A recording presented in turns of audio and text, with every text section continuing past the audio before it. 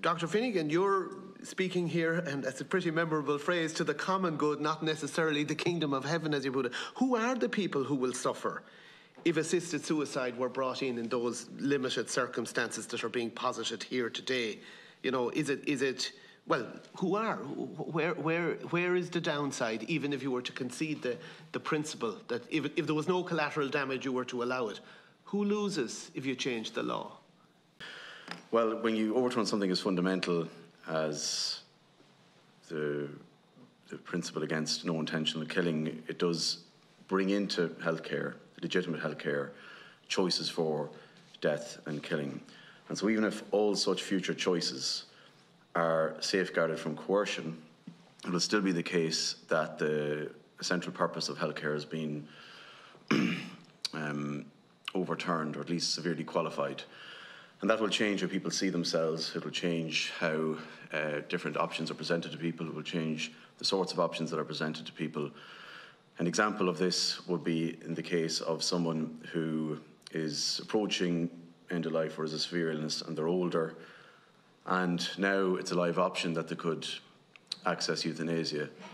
So that law that allows them that choice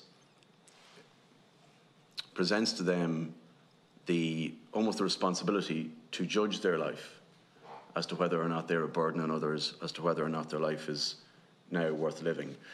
And that very extra burdening on an individual to make those sorts of judgments about themselves, I would say, is corrosive of their own sense of self-worth, and I would say it's corrosive of others' appreciation of who they are, and it will play out negatively for solidarity between people, especially elderly people and sick and disabled people. And that holds even if that person, after scrutinising their lives for its burdensomeness or its quality, freely then choose, uncoerced, to procure euthanasia, that even though it's done freely, there's still great harm has occurred in terms of how we treat that person, see that person, how they interact with others. We're seeing the practical implications of this working themselves out all across Europe, increasingly, and in Canada. So again, it's not merely abstract.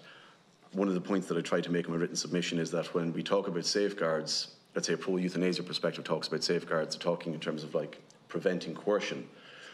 That works both ways, which means that that idea of safeguards would look to prevent people from being influenced away from a choice for euthanasia. So euthanasia is presented in one sense, a completely morally neutral fashion, but that itself contains a judgment that there's nothing wrong, there's nothing undesirable about euthanasia. And that idea is incorporated now into healthcare, and it'll work its way out in all sorts of ways through education, promotion, training, views, things that are said and left unsaid, and so forth. It's very hard. No one here can predict all the ways it'll work itself out. We're seeing the effects of it in Canada, Netherlands, Belgium, and so on. We mightn't like it, we might consider it horrible, but what we can't say is that that's the limit, because what we're overturning is so fundamental. It's the idea now that killing and death can become part of medical treatment.